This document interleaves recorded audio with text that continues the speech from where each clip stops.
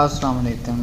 آج میں آپ کو حضرت سلیمان علیہ السلام اور ملکہ بلقیس کا قصہ سنانے جا رہا ہوں۔ جو حضرت سلیمان علیہ السلام دراصل میں جنوں اور ہوا جن اور ہوا حضرت سلیمان علیہ السلام کی تابع تھی، اور حضرت سلیمان علیہ السلام سارے جانوروں کو جانتے تھے۔ تو اس حوالے سے آپ کو یہ قصہ سنانے جا رہے ہیں۔ امید ہے آپ کو پسند آئے۔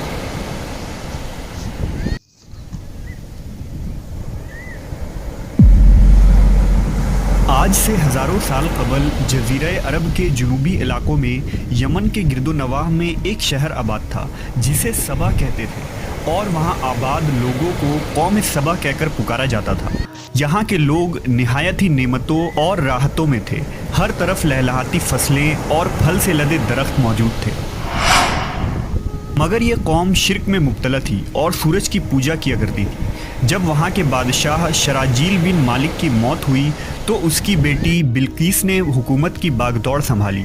بعض مورخین نے لکھا ہے کہ بلقیس کے والدین میں سے ایک جنات میں سے تھے، مگر اس نظریے کی کوئی واضح دلائل نہیں ملتی۔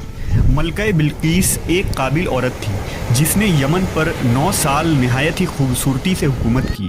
دنیا کے بیشتر علاقوں میں جو تجارت ہوتی تھی وہ سبائیوں کے ہاتھ میں تھی۔ یہی وجہ تھی کہ یہ قوم نہایت ہی دولت مند تھی، مگر یہ وہ زمانہ تھا جب مشرق سے مغرب تک ایک عظیم موحد بادشاہ کی طاقتور حکومت اور جاہ و جلال کا ڈنکا بجتا تھا، جسے تاریخ میں سلیمان ابن داؤد کے نام سے جانا جاتا ہے۔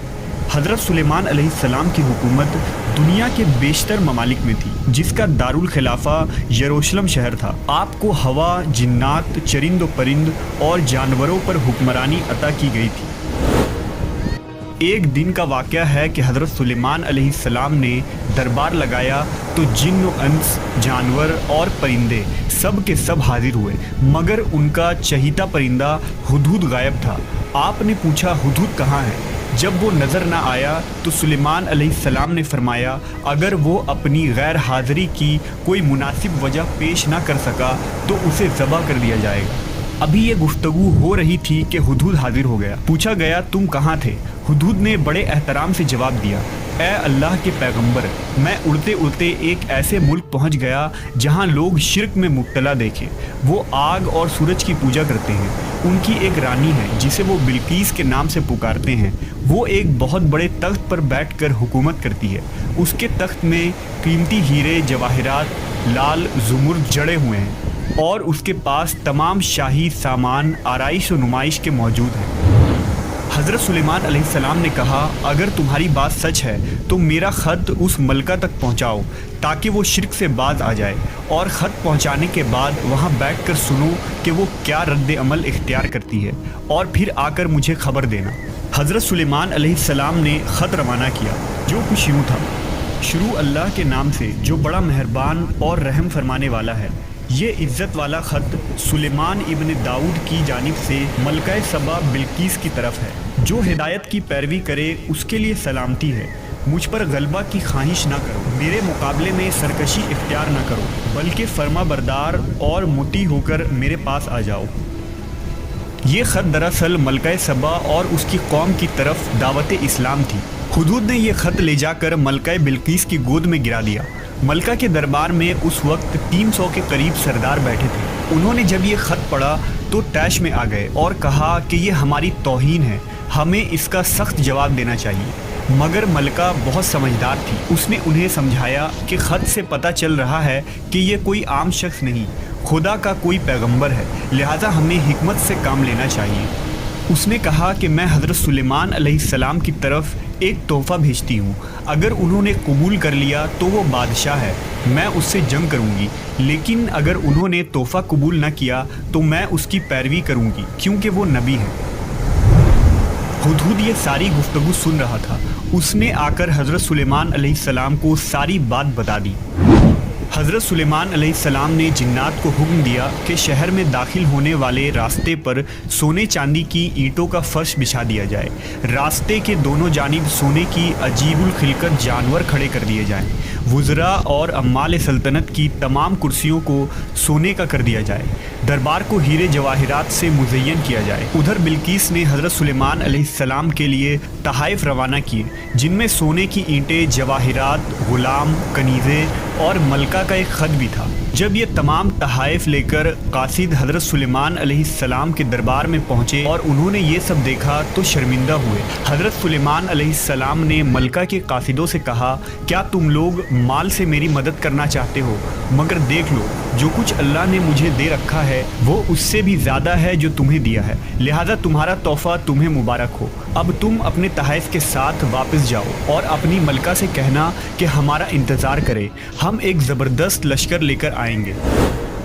جب یہ خبر ملکہ بلقیس کو پہنچی تو وہ سمجھ گئی کہ واقعی یہ اللہ کے نبی ہے، لہٰذا اس نے جنگ کے بجائے حضرت سلیمان علیہ السلام کے دربار میں حاضر ہو کر اپنی اطاعت کا یقین دلانے کا فیصلہ کیا۔ جب حضرت سلیمان علیہ السلام تک یہ پیغام پہنچا تو آپ نے اپنے درباریوں سے کہا، تم میں سے کون ہے جو ان کے مٹی ہو کر آنے سے پہلے ملکہ کا تخت میرے پاس اٹھا لائے؟ ایک دیو ہیکل جن نے کہا، آپ کے دربار کو برخاست کرنے سے پہلے میں اسے لا سکتا ہوں، میں اس کام کی پوری قوت رکھتا ہوں اور امانت دار بھی ہوں۔ پھر ایک اور شخص جس کے پاس کتاب کا علم تھا، اس نے کہا، میں یہ تخت آپ کو آپ کے پلک جھپکنے سے قبل ہی لا دوں گا۔ پھر حضرت سلیمان علیہ السلام نے اس تخت کو اپنے پاس رکھا ہوا دیکھا تو پکار اٹھے، یہ میرے پروردگار کا فضل ہے تاکہ وہ مجھے آزمائے کہ میں شکر کرتا ہوں یا ناشکری، اور جو شکر کرتا ہے تو اس کا شکر اس کے اپنے ہی لیے مفید ہے، اور اگر کوئی ناشکری کرے تو میرا پروردگار بے نیاز ہے اور اپنی ذات میں بزرگ و برتر ہے۔ مفسرین کے مطابق وہ شخص حضرت سلیمان علیہ السلام کا کوئی دوست تھا جس کا نام آصف ابن برخیہ بتایا جاتا ہے، اور بعض نے لکھا کہ وہ آپ کا خالہ زاد بھائی تھا۔ کہا جاتا ہے کہ اس تخت کی لمبائی 80 ہاتھ، عرض 40 ہاتھ اور اونچائی 30 ہاتھ تھی۔ اس میں موتی، سرخ، یاقوت، سبز زمر جڑے ہوئے تھے۔ حضرت سلیمان علیہ السلام نے اس تخت میں رد و بدل کر دیا اور اسے پہلے سے بھی بہتر بنا دیا۔ جب ملکہ بلقیس حضرت سلیمان علیہ السلام کے دربار میں حاضر ہوئی تو آپ نے پوچھا، کیا تمہارا تخت بھی اسی طرح کا ہے؟ اس نے کہا، یہ تو گویا ہو بہو وہی ہے، اور ہمیں تو پہلے ہی معلوم ہو گیا تھا اور ہم فرما بردار ہو چکے ہیں۔ بلقیس کے آنے سے پہلے حضرت سلیمان علیہ السلام نے ایسی عمارت بنانے کا حکم دیا جس کا فرش شیشے کا ہو، نیچے پانی جاری ہو، پانی میں مچھلیاں اور دوسرے آبی جانور ہوں۔ حضرت سلیمان علیہ السلام اس عمارت میں اپنے شاہی تخت پر جلوہ افروز تھے، اور شیشے کے نیچے سے پانی اپنی پوری آب و تاب سے بہہ رہا تھا، جبکہ اس کے اوپر شیشہ نظر نہیں آتا تھا۔ بلقیس کو اس محل میں لایا گیا۔ جب اس نے فرش کو دیکھا تو سمجھی کہ یہ پانی کا ایک حوض ہے، لہذا اپنی پنڈلیا سے کپڑا اٹھا لیا۔ سلیمان علیہ السلام نے کہا، یہ تو شیشے کا چکنا فرش ہے۔